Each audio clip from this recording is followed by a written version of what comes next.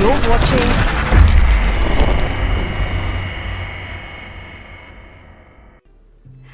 Alright guys, so you are welcome to the third episode of Bear It All with IY, and my name remains Iyabo Ojo. Yes, you know guys, I told you from the beginning of this show that I'm going to be talking to you a lot about my personal things, my personal issues, things I've been through, and I told you I'm going to have the not so good part, the good part, the dark side, and not so dark side. All right, so today it's a more sensitive issue, and one of the reasons why I want to talk about it is because I have a lot of women, a lot of ladies that has gone through what I have been through, and some of them come to me to talk to me about it, and I feel it is time for me to talk to them, to let them understand that it's okay to talk about it, to let them understand that it's not okay to be in the situation, but when you find yourself in that situation, God forbid, it's okay to talk about it, and for them to know that you are not alone. I have been through it, and for you to draw strength from me, and I know that by the time I start reading all the comment sections, I'm gonna get to draw strength from you back. I had to take a minute just to catch my breath because it's not something that I really want to talk about, you know, but I have to talk about it. It's not something you enjoy talking about, but I just feel it's time for me to talk about it. Like I said, yes, I have been raped before.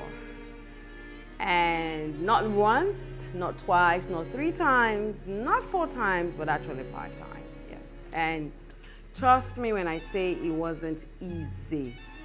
But I'm going to talk about it too, you know, and the remaining 3, I don't want to talk about it because it's going to take forever and we're not going to end this program. So I'm going to talk about the other ones, but I'm not going to go into details with the other ones, but this 2, I will go into details with them. All right, so the first time I was raped, I was 14. I was very young, and it happened in my auntie's house. Not a family of mine though, but I didn't want to talk about it. I didn't tell anybody about it because, you know, then it was a big taboo to talk about it because I felt I was going to be blamed for everything that happened. I opened the door, I allowed the person come in, but I didn't know that was going to happen at the end of the day. And when it did, I was afraid because the person in question had threatened me, you know, I'd also begged, threatened and begged at the same time, and I felt it was going to cause a whole lot of drama, so I kept it to myself. And that person kept coming back to tell me that he did it because he loved me. And at the point in time, I think I actually believed that lie. I really did at the point in time, you know. So that was the first time, and then the second one, that was another terrible one that happened. And I still could not tell anybody in my family. Now, along the line, when I begin to talk about my mother, my father, a lot of things that happened in my family, then you get to understand why I couldn't really tell anybody in my family. But I think I summoned a bit of courage to tell a friend of mine then. And it was one of the reasons why I ran away at a particular time. The whole family was looking for me, and then when they eventually found me, I still didn't really talk about it. Now, the third one, that one I want to talk about. That one, the guy was actually a neighbor. Like, we lived very close to each other. You know, my dad's house, his own house was about the 2nd or 3rd street away, but you know, like in the same neighborhood. And he was a friend to my first boyfriend. Yes. He was older, he was much older than my boyfriend, but he was a friend, you know the way guys are. And I never knew that he had such intentions. So I grew up in Obanikoro, and when I moved to stay with my auntie in Ikeja, I used to go to Obanikoro once in a while to check up on my granny, my dad, and my boyfriend then was also in Obanikoro. On my way from Obanikoro going home, I was at the bus stop, and I was waiting for a taxi, then I was trying to look for a taxi. Then his car, drove and he stopped. Was it 44505 then, these cars then. Then he asked, hi, how are you? And he was like, oh, I'm fine, where are you going to? I said, oh, I'm going to Ikeja. I said, I've not been seeing her. I said, yes, I moved to stay with my auntie in Ikeja. And he was like, okay, can I drop you off? I live in Ikeja. And I said, oh, you've moved out of here? He said, yes. I said, okay. So I hopped into the car, and then we took that ride to Ikeja. When we got to Maryland, he said, oh, I actually live in off Towing Street. I said, oh, I know Towing Street very well. He said, oh, yes, I live off. I said, oh, I live in a Balogun bus stop, in Ikeja. I said, oh, okay, that's not fun. Let me show you my house now so that, whenever you feel like, you're free, you can always come around, blah, blah, blah. And to me, I didn't see any big deal in it because he was friends to my ex-first boyfriend then. So I said, okay, it's fine. And then we got there, and then he came down from the car. I came down. We went in. The parlor was empty. We just had this rug on the floor and a TV, and then the AC, but there was no chairs, no table, nothing. So I said, oh, I came. I said, oh, you haven't finished furnishing here? I said, yes, I'm doing it small. It's not easy. And I was like, okay, it's nice. I said, oh, I'm so hungry. Would you like to eat something? I said, no, I'm fine. But drink something now. I said, I'm late to my auntie.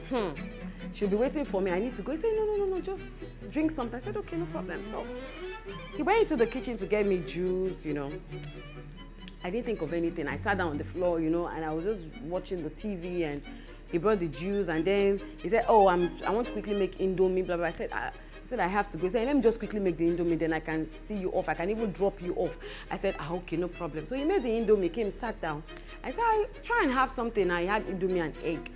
I said, no, I don't want anything. And he took the Indomie, and then, with the fork, and then tried to put it in my mouth. And I'm like, hello, stop. I don't want Indomie. What are you trying to do? Then he just said, I have loved you for a very long time. I'm in love with you. I want you to be my girl. I said, hello? I'm Emmanuel's girlfriend. You remember? No, I can't be your girlfriend. Because I was still joking about it. I wasn't taking it serious. And then he was like, but I've liked you even before Emmanuel. When I found out you were with Emmanuel, I was so heartbroken. At that time, I was 18 and a half, going to 19. And I was like, uncle, I'm sorry, I can't date you. And so we went on and on with it. And then the next thing, he was trying to touch me. So I got up angrily, made my way to the door, and I noticed that the door was locked. And I said, please, come and open this door. Yes, I said, no, that I like you. And he was trying to drag me, and then that was when the dragging started. Before I knew it, we started wrestling with each other. It wasn't funny, trust me, because I really, I was very hard-headed. And when he dragged me, the first thing that came to my mind was the initial rape experience I had been through. So he dawned on me immediately that, Iyabo, you are in for it. And so I just didn't want it to happen. So I really wrestled with him. It was a lot of in the house. And then at a point in time, I managed to gain that strength. I pushed him. Then because the door was locked, so I ran into one of the rooms in the house. I think it was a 2-bedroom because I saw 2 rooms. So I ran into one of the rooms towards the window. I wanted to open the window to be able to scream for help. He pulled me back with my hair. He pulled me back, and then his hands went straight on my neck to the wall. And I was struggling with it, And then after a while, I wrestled, I pushed him. Then he dragged me back out of the room, not wanting me to go to the window. He dragged me. I think my head hit the wall at a particular time. He dragged me hard, gave me a dirty slap, then ran into the kitchen and then picked up a knife and came back immediately. Because, when my head hit the wall, I was a bit dizzy. So trying to find my feet, he had that time to run into the kitchen, get the knife. And immediately I saw the knife, his eyes, they all went red, like it was mean. It wasn't the same person I knew. And it just dawned on me that, yeah, but you know what? If you try to fight this guy, you're just gonna end up dead. I knew that instantly. And immediately, he dragged me back into the room. I was just numb. Everything just became numb for me. And he had his way, did whatever he wanted to do. I didn't move. And then when he was done, he went out. I was still there. I didn't move. He came back inside, and then he started calling my name, Iyabo, Iyabo. And he was using that word, baby.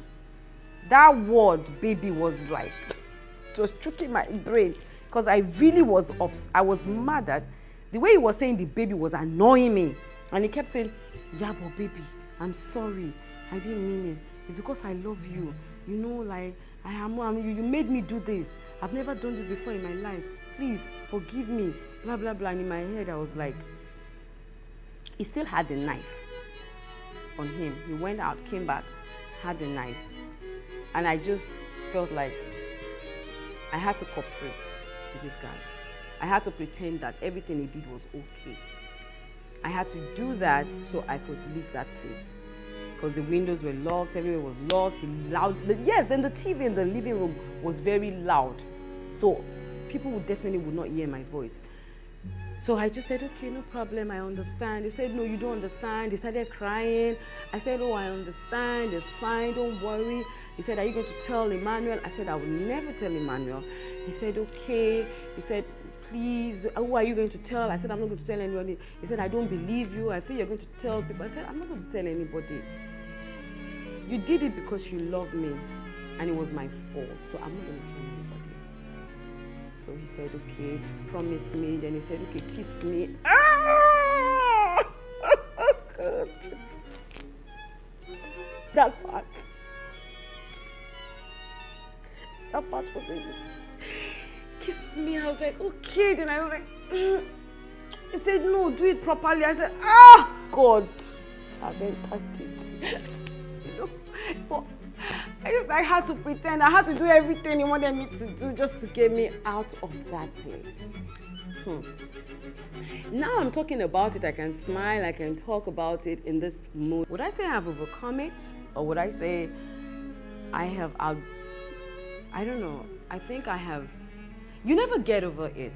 But it gets to a stage in your life whereby it's a story to tell. And there are no right words to how you can deal with it. You just have to learn to deal with it. So let me just say that I have been able to deal with it in my own way.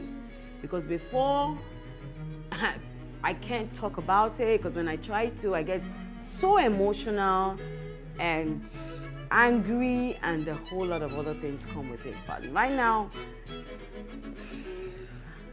I can talk about it. So after the kissing, the worst kissing ever, he said, okay, I love you. I said, I love you too. He said, I'm sorry. I said, I know, it's fine. Anyways, he allowed me.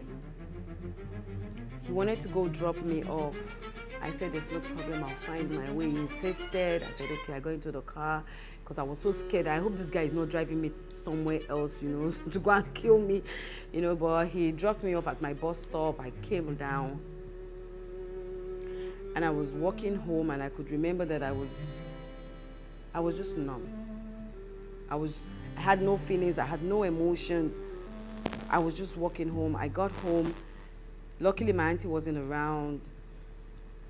I just went straight upstairs. I went into the bathtub, and I just sat in the shower, and I was just crying. And I broke down. I cried my heart out. Like, I cried so bad. I was angry. And to myself, I felt like, should I tell my ex about this situation? Now, my ex and I were having little issues at that time because you know, he was a bad boy, kind of. You know, he was in the university days. He joined all this their bad thing, you know, that this thing they do. I didn't like it. His guys even came at me, warning me, you know, to back off, like I'm distracting him.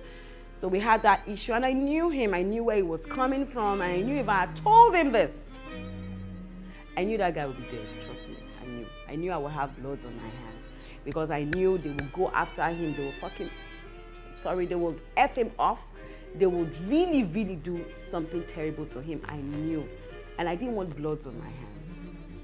Was I right? I don't know. Was I wrong? I don't know. But at that time, that age, with all that situation, I just didn't want blood on my hands. And the only way I could stay away, the only way I would not be able to tell him was not to see my ex, my first boyfriend, ever again. So what I did was I broke up with him.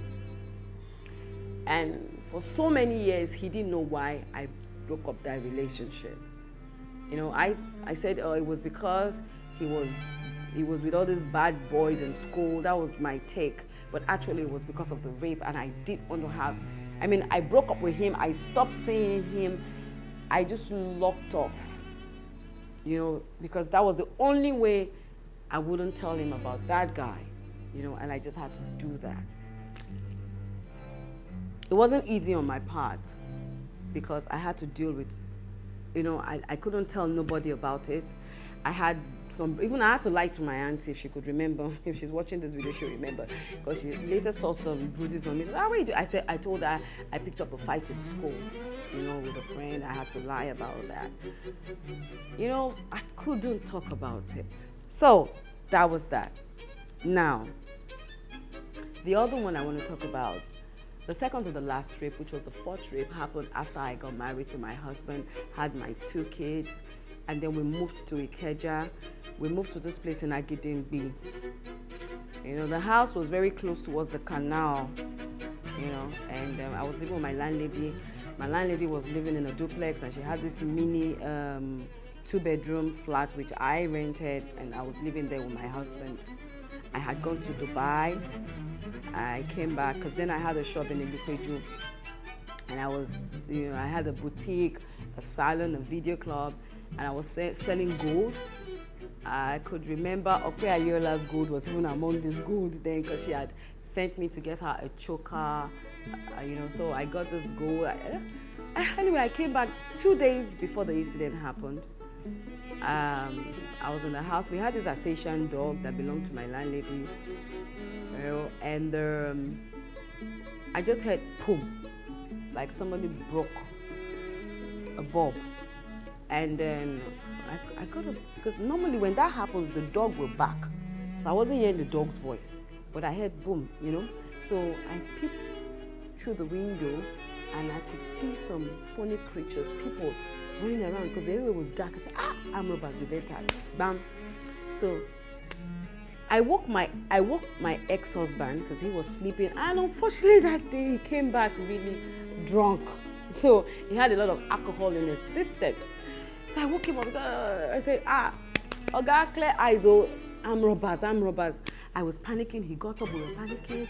I picked up the phone, I ran into the living room, we started making calls because we had a security door, so it was very hard for them to break in through the door. So we felt we were safe, that there was no way they were going to come into the door, but we had to stay away from the windows in case they were going to shoot, you know. So we all gathered ourselves, you know, to the corridor one side. We closed all the doors. We started making calls.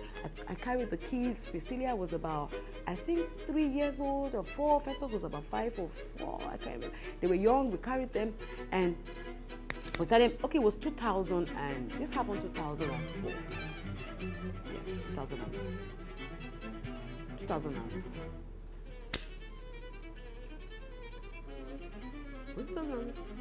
Yes, early 2004. You know, so I carried them into the, so we started making all calls. I was calling everybody I know. We're calling, and you know, people were calling the police. Even at the point in time, the police called us back to say they're on their way, blah, blah, blah. So we're happy. So they came, they started knocking the door. They said, open the door. You know, we didn't respond. At the point in time, we just heard, bah, bah, bah. They were actually breaking the window. They came with hammers and whatever. I don't know. They were just, I was like, they want to come in through the window. Then it dawned on us that yes, we don't enter this one. I was shaking. I was upset. My kids, my everything, my husband.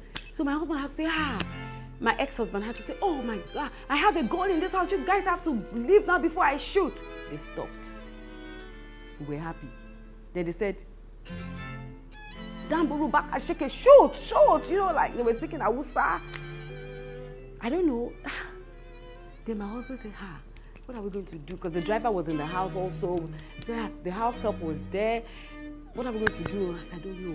My husband went. He said, I've gotten the gun. Okay. He said, Laiton. My driver's name then was Laiton. Laiton, get the gun. Then one said, yes, sir. I mean, there was a... See, this thing that I'm laughing about, it wasn't funny. There was lots of drama going on. I kept telling my ex, don't say that. He said, don't leave me. You know. But at the end of the day, to cut the long story short, they broke him. And they said it. They said, once we come in, Shaggy, whatever, you all are dead. Especially you, like, because there was an exchange of words between my ex and them through the window. Because at the point in time when they were trying to bring down the window, we had to get our, what's it called? Dining table. We need to push it back. You know, we're using the dining table to push back the window. We got so many things. Chairs, everything, even our 3-seater, we had to stand it up to, you know, to push back the window so they could not break in. You can imagine, it was a lot of trouble. Eventually, they overpowered us because there were so many. I think they were between 12 and 18. A lot of them. And most of them were not wearing shirts. They had this short knicker and then they had this leaf. I heard they were Nigerians. They had this leaf tied around them. It was just two of them that was dressed. The leader, that one had a black cap. I can never forget that black cap. He had that black cap on, and then the other one was not wearing. He was just wearing a shirt and whatever. Two of them. You know, so they came in eventually, and the first thing they did, I can never forget, because my husband is tall, my ex-husband. He was standing, and then they had this axe, boom, on his head. The blood just went. You know, remember the tension, the alcohol, everything. And he just went down like a log of wood. I ran into the bedroom, our bedroom. They followed me, especially the one with the cap, the leader. And then when he followed me, say, you can't, he dragged my hand back. And the next slap, oh my God, I saw 1,001 stars at the same time. Then they bounced on me, they were beating me because he had slumped and they were wrapping him. Because I noticed when I was on the floor, they were beating me. I was just looking at him. You know, they were wrapping him, they were marching on him, and they were shouting. Now I need to get up and do this. They were doing, like they were matching him. They rolled him with our center rug. And they were and in my head, I was like, God, my husband is dead. My ex-husband is dead. I have entered it. And the reason why is because he didn't want to move to Ikeja. He wanted to stay in Mushin or Itire. I was the one who insisted we move down to Ikeja. I knew, like, everything just like, oh my God. So even when they were beating me at a point in time, I wasn't feeling the pain. I was just like, God, I killed this man. Why didn't I just stay in Itire? Why didn't we just stay in Mushin? Why did I have to, like, the whole blame was just coming to my head. I wasn't even feeling all the beating and punching, everything they were doing, I wasn't feeling it. Now, before they came in, because it took them like almost 2 hours, if not more than 2 hours, for them to break that thing, because, you know, we were really stressing them. So that time, there was times like all the gold I bought, even Okpe's gold, you know, I remember Okpe's gold, because, you know, and Okpe, thank you so much, because I remember I wanted to return the money, and you said not to worry, yeah. So I had to go and wrap all the gold, put them, you know, hide them, all more. I used my hand everywhere that I hid it, inside the garden, inside the rice, inside the toilet, me, with my own hand, after the beating.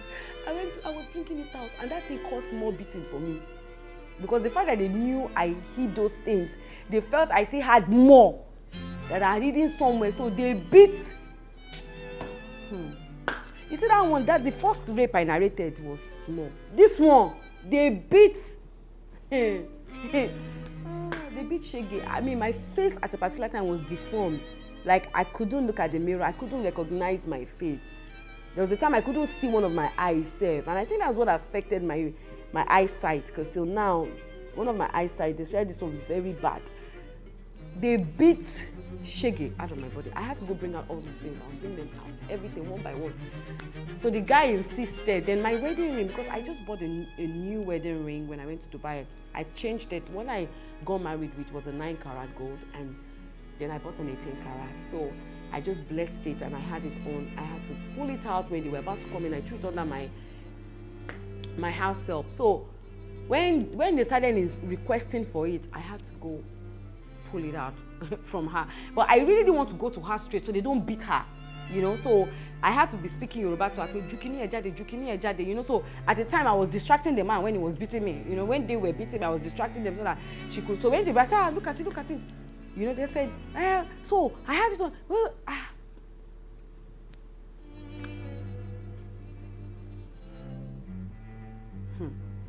It wasn't funny. So I gave them all the gold, everything, but they still insisted I had more gold. At a point in time, they asked me to lie down. The guy was wearing a black boot, and he was matching me. Like, for years, I had bruises, internal bruises around my heart area, and that caused me to lose a lot of weight. I couldn't lift up everything. Until tomorrow, I can't climb mountains. The blood that gushes out of my nose. Tiana witnessed one recently in Turkey. When she said we should walk one distance, I said, Tiana, I don't climb. And she said, it's a land. When she saw the blood gushing out, she was shaking recently. So lifting up heavy objects till tomorrow affects me. You know, and after a while, they started moving out, taking all the things. The second in command, the reason why I knew it was the second in command, because it was two of them that was controlling the rest people. They took out all the electronics, the TV. We didn't really even have much safe, but they just took everything that we had, the DSTV, what do they call it? That video player, everything, sound system. They just packed. But they actually came because of the gold. Apparently, they have been coming to the compound, pretending to be security guys around, that they want to come and fetch water, you know, and I used to allow them. Sometimes it's not good to be too nice. I used to allow them, but I didn't know that they have partnered with our then security man, which was an OPC guy then. They had partnered with them. They wanted to raid me and the landlady, but unfortunately, she was supposed to arrive that day, but she missed her flight. So even when they wanted to come into the compound, because they came through the back fence, you know, that back fence is very close to the canal at Agidimbi. You know, you can see that on that bridge where you can take to Magodo or take to Ibadan or take back to Ikeja. Is it Otedola? I don't know what they call that bridge. So they came through that place, and then this, according to the security guy who is late now, told them to go back and come back another day, that the landlady missed her flight. But they were so angry that they sliced his belly. You know, because he later died. He confessed before he died. They sliced his belly. So he was the one allowing them into our compound, telling us, madam, they want to fetch water. So I said, okay, they can fetch water. Not knowing that they were using that one to come and survey the house, to look at everywhere. So they knew every nooks and corner of that house. All right. So, because my house help recognized one of them. So she later said she recognized this particular person. Anyways, without all the police safety, they couldn't catch them. That one is for another day. Let me continue. Anyways, so the second in command, when they were moving their things out, I thought they had gone, because at the particular time I wasn't really hearing. I thought they were outside. So I just lifted my head from the floor where I had been brutally beaten and battered. And then I just lifted my head like this. The guy was standing right there staring at me. So he just said, you! He just grabbed me. They already had torn my clothes, but he finished the remaining tearing, tore every goddamn thing, and dragged me with my neck outside and raped me. So I thought they were going to take turns because there were a lot of them. So me, I already felt dead anyways. And when he did what he did, the guys were just passing by. Even one gave me a dirty slap in between the whatever. But he was the only one who did what he did. And then he got a rope, tied my neck. Now, my landlady had, towards the fence where they came in through, my landlady had this little garden. She loved planting tomato stuff, so it was a very big compound. He dragged me with a rope there. He had a cutlass, and then he was digging sand out. And then he asked me to kneel. So I knelt down like this, okay? I was like this. You know, he had tied the rope around my neck towards my hand, so I was like this. And then he was digging, you know? So the other guys were passing. They were just passing through that. They were going through that hole to take all the things because they broke into my landlady's house, but she wasn't around. Her mother was around, but she locked herself upstairs, and they had this iron security door, so they couldn't get upstairs. So they were carrying the electronics from the living room downstairs in my landlady's apartment on my side, and they were going in. And then when he was doing that, and then I think he was praying because I was hearing Bismillah, whatever. And as he was doing that, someone from that hole started talking to him, and they were exchanging words. You know, I don't understand their language.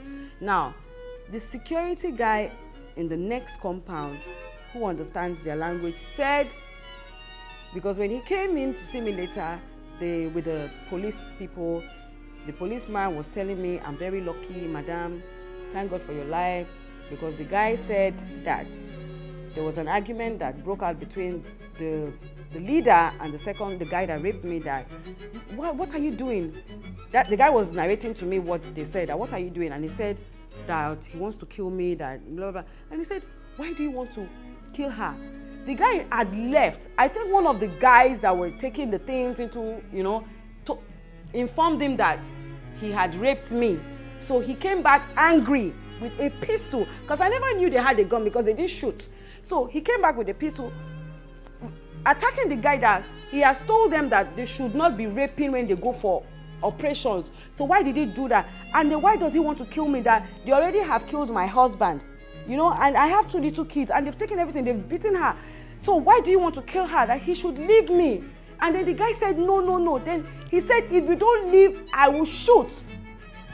Because when I peeped, I saw the guy with a pistol. I even thought maybe he wanted to shoot me. I didn't know whether I thought he was standing there to shoot me while they had finished digging the hole. So I didn't know that he was actually saying he was going to shoot the guy that wanted to actually axe my head, you know, there. So eventually, I just saw that he loosened the rope because he had the rope very tight towards my neck. So he just dropped the rope and then used his leg to, used his leg to push me away and asked me to go inside. And on my way inside like this, you know, some of them that were still coming out, there were so many, there were so many. They were just slapping, beating. Eventually I go back inside. And I lied down there. And after a couple of minutes or so, I saw footsteps, people coming in.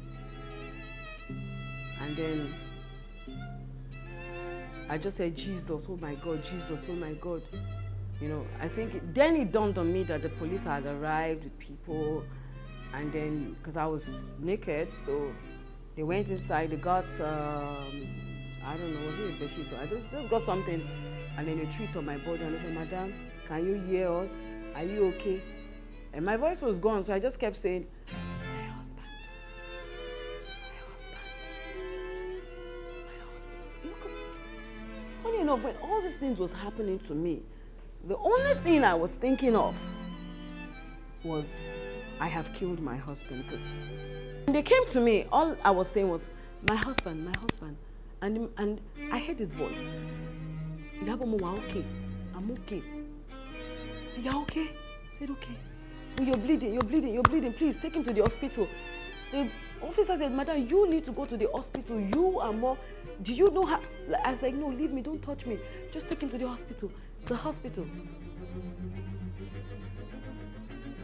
And it was until the next day, when I woke up in the hospital, because I think they gave me injections. I don't know, I slept off. That was when I knew I was brutally beaten. Because even when he was raping, I didn't feel anything. Because in my head, the only thing that was ringing in my head was my husband is dead and my children.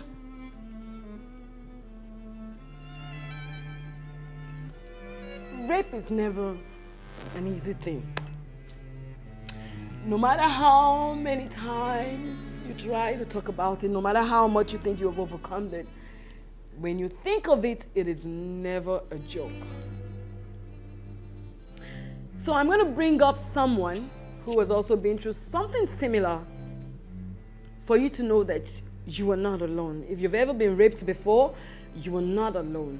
And it is never okay, but it's okay to talk about it, and it's okay to know that you can overcome it. I went through PTSD, I went through so many things. I'm going to come back, to you and tell you a lot of things I went through and how I was able to deal with it. All right, guys, so I told you I'm bringing on one of my very own beautiful sister, young friend, goddaughter, and she is a professional makeup artist. And she's my personal makeup artist too. So when you see me tag Dillion BC, you know I am talking about Dillion Edem. Now, Dillion Edem, how are you? Fine, thank you, Mom. Man, it was a drag to bring her on this show. It was, I know. A lot of we ladies don't like talking about the rape issue, you know, because of stigmatization, and, what will people say, the emotions that come with it. Because right now I'm even really very emotional, I understand. But like I said to you, it's always good to talk about it because you don't know someone who is also going through the same thing you went through and is having a very difficult time trying to adjust or cope. A lot of people go through rape and they develop mental issues. A lot of people are very suicidal. Some people, their sex life is just, all dead. Some people grow up with so much anger. Some even can't get married. Some grow up and they hate men. There's a whole lot. I've heard so many stories from different people, how they were able to relate or handle or deal with the situation at hand. So I'm going to leave you to talk about your own story. Just feel comfortable to say the best way you can. Okay, thank you very much, Ma. Yeah. I've also had so many experiences when it comes to rape, but where it started from was in my house with my parents when I was little. Yeah.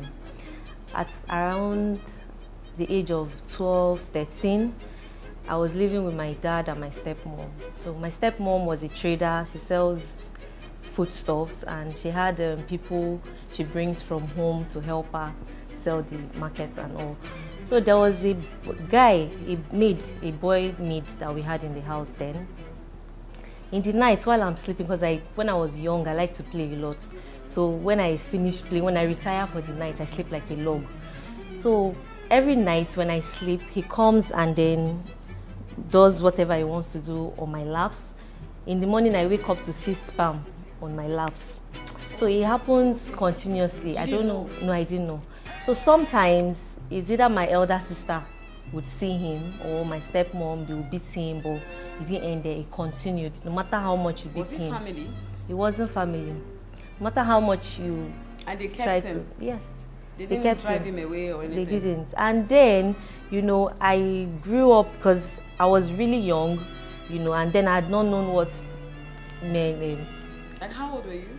12, 13, 14, 15. Okay, wow. Yeah. It went on like that? It went on like that. So I didn't really know what it is to be with a man I just know I wake up every morning, or sometimes when they catch him and they are beating him, there's already sperm on my laps. So it was always very irritating. Was your dad aware? Yes, he was. And none of them drove him away? They didn't do anything because they needed him, and they feel since he wasn't penetrating, it was okay. I don't know what they were thinking. Needed him for what? For the work he was doing in the house at that time. So weird.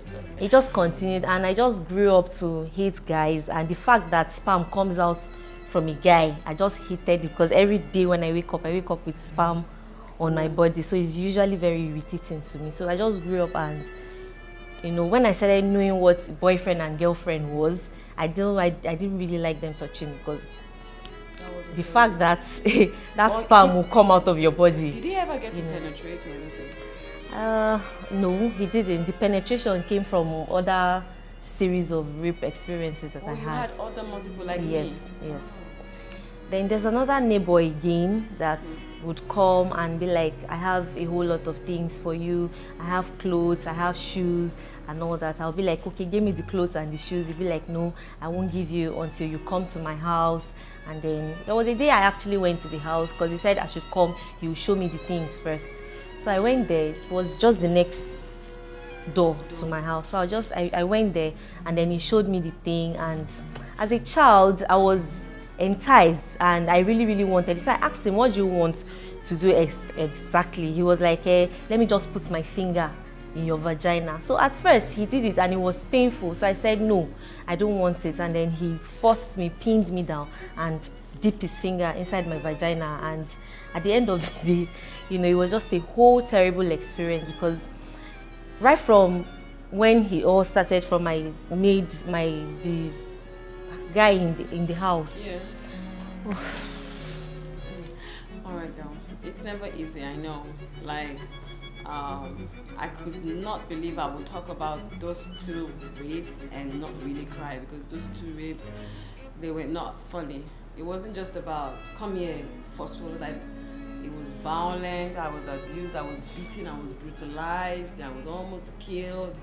And it's never okay, because there's no way you try to talk about it. It takes you, down that memory lane. I call it the dark side. It takes you through that side, and for the whole day, you probably might not just be okay with yourself. But at least the fact that you're doing fine now, you're successful in your area of business, you're doing well, you have a beautiful child, she has a beautiful boy, and you're taking care of him, you're doing fine. It's enough to be thankful for. It is enough to be thankful for. And just want to say something? Not really. It's just that sometimes when I think about it, in my heart, I just feel, oh, it's been a long time, I've healed, and coming on the show to talk about it, I actually felt, oh, there's nothing, it's just to say your experience, and oh, I've actually healed from it. But the more you talk about it, the more you know that there's something deep down inside that has not, yes. And it doesn't go away, it never goes away, it's there. You just have to manage it, And for me, I don't know how to sleep with my door not locked. I lock the door. I don't know, even sometimes when I'm in my friend's house in London, Tosin, I would literally just try and use maybe the basket or something. In London, they don't lock doors. To close the door, like, the door just has to, I just have to have that sense of belonging that door is locked. I don't know how to sleep naked. Except maybe when I'm with my man. Even when I'm with my man, it's a force, so I don't know how to sleep naked. I don't like rough sex. When you try to do those rough sex, it triggers me, like it sends me back down that memory lane. It's supposed to be fun, but it's not fun for me, because it reminds me of all those things I have been through, and I begin to picture you as that person. So for me, those were the negative part. And also for a very long time, I couldn't live downstairs, because the house where they came to and they broke in was a flat downstairs. So for a very long time, I didn't want to live in a flat downstairs. Even when I moved from Molly, and I eventually had to get a flat downstairs, trust me, I don't sleep. I literally don't sleep, and most times I don't even sleep in the house. I'll go sleep in my friend's house, because I used to have nightmares. I used to panic at every slight sound or step that I hear, you know, it just sends me back down that memory lane. I was very defensive. You know, like, at a point in time, I didn't even like sex, to be honest. You know, like, I faked a lot of orgasm like that. Like, it was a whole lot of emotions for me. And for me, it was more difficult because